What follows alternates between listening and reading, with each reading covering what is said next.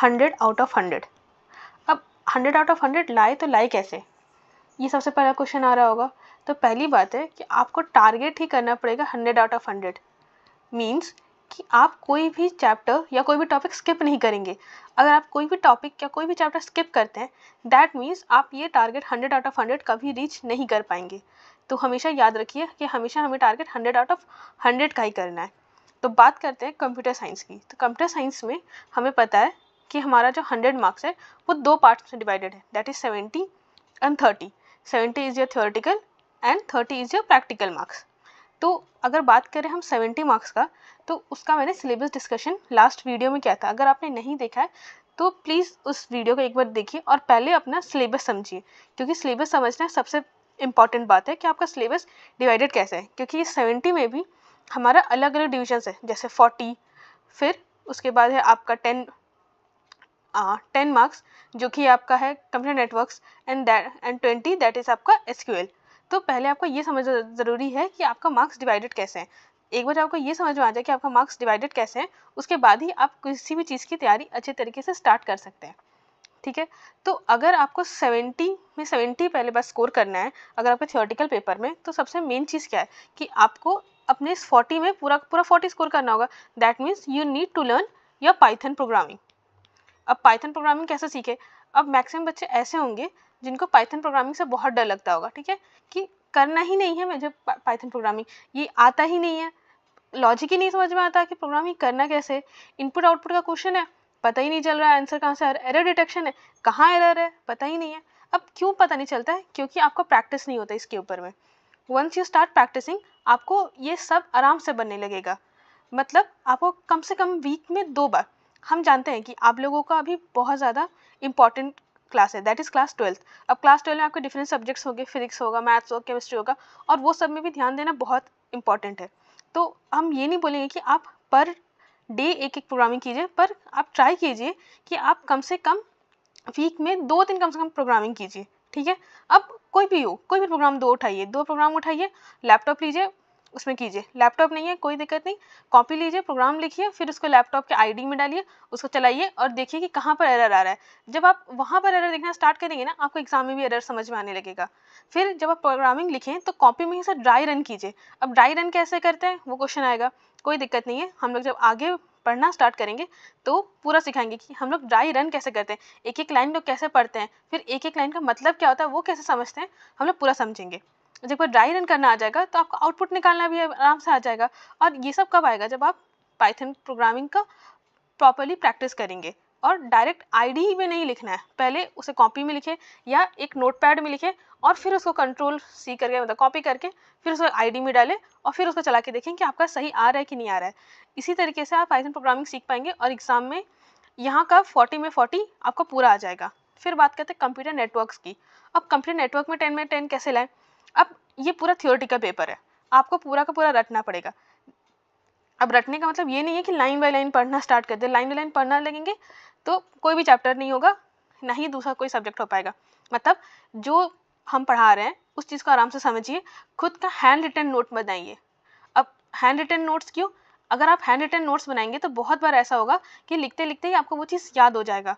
आपने जब वो हैंड रिटन नोट्स बना दिया तो एग्जाम के समय आपको रिवीजन करने में भी बहुत आसानी होगा इन हैंड रिटन नोट्स से। आपको बार बार यूट्यूब में नहीं आना पड़ेगा या बार बार बुक्स नहीं खोल के देखना पड़ेगा इन नोट्स के लिए। By chance hand written notes में नहीं को समझ में आए तो वापस आइए, वापस मेरा वीडियो देखिए या कोई भी वीडियो देखिए जो आपको सही लगे और उसको रिवाइज कीजिए। तो वो हो गया आपका कंप्यूटर नेटवर्क्स का। फिर आता है सीक्वल। सीक्वल में भी आपको सेम चीज़ करना है, डायरेक्ट आईडी में ना लिख करके एक नोटपैड में आप अपना एसक्यूएल क्वेरीज लिखेंगे और फिर उसको अपना आईडी में जा करके एसक्यूएल क्वेरी को आप चला के देखेंगे। ठीक है, माइस्क्यूएल सर्वर या जहाँ पर भी आपको ठीक लगे वहाँ पर उसको चलाइए और देखिए आपका सही रिजल्ट आ रहा है कि नहीं आ रहा है। इस तरह से आप एसक्यूएल क्वेरीज लिखना भी सीख जाएंगे। तो ये सब बात रहा हमारे थ्योरीज का। अब थ्योरी की तो बात हो गई, अब मेन है प्रैक्टिकल। अब प्रैक्टिकल में हम लोग कैसे 30 में 30 स्कोर करें, ये मेन बात हो जाता है। अब प्रैक्टिकल में आपका अलग अलग चीज़ है, आपको रिपोर्ट फाइल बनाना होगा। ठीक है, अब रिपोर्ट फाइल क्या होता है? जो आपको पूरे साल भर बनाना पड़ता है। अब ये मत सोचिएगा कि हम इसको लास्ट में बनाएंगे, क्योंकि जैन में आपका आईटी का पेपर होगा, फिर उसके बाद आपका प्री बोर्ड्स होगा, बोर्ड्स होगा, बहुत कुछ है उस समय में। तो इसको स्टार्टिंग में बनाइए। हम तो बोल रहे हैं कि इसको अक्टूबर, आपने दुर्गा पूजा वेकेशन से पहले रिपोर्ट फाइल बना के कंप्लीट कर लीजिए, ठीक है, या नवंबर तक max to max report file पूरा कंप्लीट।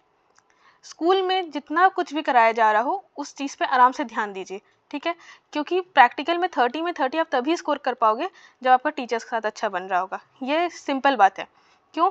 क्योंकि प्रैक्टिकल्स हम लोग को लगता है कि एक दिन का खेल है जहाँ पर हम जाएंगे, वाइवा देंगे, प्रोग्रामिंग करेंगे और मेरे को 30 में 30 मिल जाएगा, पर ऐसा नहीं होता है। बहुत बार ऐसा होता है कि आप उस एक दिन में अच्छा नहीं परफॉर्म कर पाए कोई भी XYZ रीज़न से, तो उस दिन आपके टीचर ही हेल्प करेंगे आपको 30 आउट ऑफ 30 स्कोर करने में।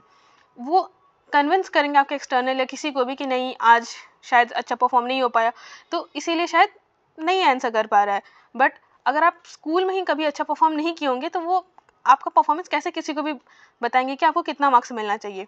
आइडियली किसी को भी इंसान को 24 से 30 आराम से मिल जाता है, बट अगर आपका स्कूल में परफॉर्मेंस अच्छा रहेगा तो बहुत हद तक चांस है कि आपको 27 से 30 आराम से मिल जाएगा, और काफ़ी ज़्यादा अगर अच्छा परफॉर्मेंस रहेगा तो 30 में 30 आराम से मिल जाएगा, ठीक है। तो इस वीडियो का मेन मोटिव यही था कि हम लोग को कभी भी ये टारगेट नहीं करना है कि मैं 90 लेकर के आऊँगा, 80 लेकर के आऊँगा या 70 लेकर के आऊँगा, ठीक है, क्योंकि जैसे ही आपने ये टारगेट्स करना स्टार्ट कर दिया ना 90, 80, 70, इसका मतलब क्या है, आपने टॉपिक छोड़ना स्टार्ट कर दिया। जैसे मानिए मैंने एक्सेप्शनल हैंडलिंग नहीं किया, ठीक है, कि नहीं मेरे को एक्सेप्शनल हैंडलिंग नहीं करना, मेरे को समझ ही में नहीं आ रहा है क्या होता है, हो गया, पता चला इसमें से ही 2 क्वेश्चंस आ गए और आपका मार्क्स वहीं पर कम हो गया, ठीक है। या मानो आपने CSV फाइल का नहीं पढ़ा कि CSV फाइल्स क्या होता है, उसे कैसे ओपन करते हैं, कैसे राइट करते हैं, और हर साल उसमें से एक ही क्वेश्चन आ रहा था, सोचा कि चलो ठीक है एक ही क्वेश्चन तो आ रहा है, पर इस साल मानिए 2 क्वेश्चन आ गया, because board is unpredictable at some points. You don't know कि किस टॉपिक से कितना क्वेश्चन आएगा, हो सकता है इस टॉपिक से एक भी क्वेश्चन आए या हो सकता है इस टॉपिक से 2-2 क्वेश्चन आ जाए। तो कोई भी पॉइंट में हम लोग ये चीज़ नहीं कर सकते कि हमें कोई भी टॉपिक छोड़ना है, हमें हर एक टॉपिक पढ़ना है, जितना हो सकेगा हम मैक्स टू मैक्स अपना पूरा सिलेबस कंप्लीट करेंगे। और जब पूरा सिलेबस कंप्लीट करने का बात होता है तो हम लोग ट्राई करेंगे, जैसे अभी हमारा मे मंथ चल रहा है, ठीक है, तो हमें ट्राई करना है कि हमारा मैक्स टू मैक्स नवंबर तक पूरा का पूरा सिलेबस कंप्लीट हो जाए विथ 1 राउंड ऑफ रिविजन, ठीक है, एक राउंड ऑफ रिविजन नवंबर तक हो जाना चाहिए हमारा। अब ऐसा क्यों बोल रहे हैं, क्योंकि आपका दिसंबर से ही प्री बोर्ड स्टार्ट हो जाएगा, ठीक है, और दिसंबर में प्री बोर्ड्स के साथ साथ आप अपने डिफरेंट कॉम्पिटेटिव एग्जाम्स का भी तैयारी स्टार्ट कर देंगे, प्लस जो फेब में बोर्ड्स है आप लोग उसके लिए भी प्रिपरेशन करना स्टार्ट कर देंगे। तो इसीलिए हमें ट्राई करना है कि नवंबर तक हमारा syllabus complete plus 1 round of revision हो जाए। अब 1 राउंड ऑफ रिविजन में सिर्फ हमें ये नहीं देखना है कि बस हम लोग सिलेबस कंप्लीट कर लिए, ठीक है, सर सिलेबस कंप्लीट करने से हमारा पूरा काम नहीं होगा, ठीक है, हम उसके साथ में PYQs ऑब्वियसली मस्ट, प्लस उसके साथ में जो न्यू क्वेश्चंस है, मतलब क्वेश्चंस बैंक हम लोग को सॉल्व करना पड़ेगा। अब क्वेश्चन बैंक हम लोग कहाँ से सॉल्व करेंगे, या तो आपको ऑनलाइन कहीं भी थोड़ा बहुत क्वेश्चंस मिल सकता है, या आप मार्केट से कोई भी एक अच्छा बुक परचेज करें जहाँ पर अच्छा आपके पास क्वेश्चन बैंक हो, ठीक है, जहाँ से आपको PYQ भी मिल जाएगा, साथ में क्वेश्चन बैंक भी मिल जाएगा, ठीक है। और NCERT आपको पढ़ना ही पड़ेगा, ठीक है, हर एक चैप्टर कंप्लीट होता है NCERT रीड करो, दूसरा चैप्टर कंप्लीट होता है NCERT रीड करो। अब मैं ऐसा क्यों बोल रही हूँ कि NCERT रीड करना पड़ेगा, क्योंकि बहुत बार ऐसा होता है कि आपका बहुत माइन्यूट क्वेश्चन जो होता है वो NCERT से फॉर्म हो जाता है, ठीक है, तो अगर आपने NCERT अच्छे से किया हो तो आप वो माइन्यूट क्वेश्चंस अच्छे से कर सकते हैं। और क्वेश्चन बैंक से क्या होगा कि बहुत सारे क्वेश्चंस ऐसे रहते हैं जो MCQs टाइप का रहता है या असर्शन एंड रीजन रहता है, ये सब को क्वेश्चन बैंक से पता चल जाएगा। एंड इवन जो केस स्टडी वाले क्वेश्चंस आते हैं वो भी क्वेश्चन बैंक में बहुत अच्छे तरीके से दिए रहते हैं, इवन विद योर एक्सप्लेनेशन। तो ये सब करना बहुत ज़रूरी है। और ये मत सोचिएगा कि ये चैप्टर कंप्लीट हो जाएगा, ये पूरा कोर्स कंप्लीट हो जाएगा, उसके बाद हम PYQ या क्वेश्चन बैंक स्टार्ट करेंगे, ऐसा नहीं। हर चैप्टर का एक टॉपिक कंप्लीट हो गया उसके बाद हम लोग क्वेश्चन बैंक से क्वेश्चन करेंगे, फिर PYQ से क्वेश्चन करेंगे, ठीक है, दूसरा चैप्टर कंप्लीट हुआ फिर PYQ एंड क्वेश्चन बैंक। और महीने में कम से कम 2 दिन, ठीक है, मिनिमम आपको ऐसा 2 दिन रखना है जिसमें आप लोग पूरा रिविजन करेंगे, इवन आपका प्रोग्रामिंग, ठीक है, SQL क्वेरीज, नेटवर्किंग, जो भी आपने पढ़ा होगा वो सब आपको इसमें रिवीजन करना है। अब रिवीजन क्यों, अगर आप रिवीजन नहीं करेंगे प्रोग्रामिंग का, ऐसा ही लॉजिक है कि प्रोग्रामिंग अगर आप एक दिन रिवाइज नहीं करेंगे तो अगले दिन जब करने जाएंगे तो सेम कोड जो आपने कर चुका होगा उसको भी आप भूल जाएंगे, ठीक है। तो प्रोग्रामिंग हर हफ्ते 2 बार करना है और हर मंथ में मेरे को इसका रिवीजन करना है मिनिमम 2 बार। अब वो 2 दिन कौन सा है वो आपको चूज़ करना है, ठीक है, महीने के स्टार्टिंग में 2 दिन कर लीजिए या महीने के एंड में, जैसा भी करना है अब वो आपकी मर्ज़ी है। तो आशा करते हैं आपको ये स्ट्रैटेजी वीडियो काफ़ी अच्छा लगा होगा कि आप कैसे करके अपना सिलेबस कंप्लीट करेंगे और कैसे करके अपना पूरा रिवीजन करेंगे। अगर अच्छा लगा तो please hit the like button and subscribe for more such videos. तो मिलते हैं हमारे नेक्स्ट लेक्चर में, जहाँ पर हम लोग स्टार्ट करेंगे Python revision 2। Till then see you, good bye.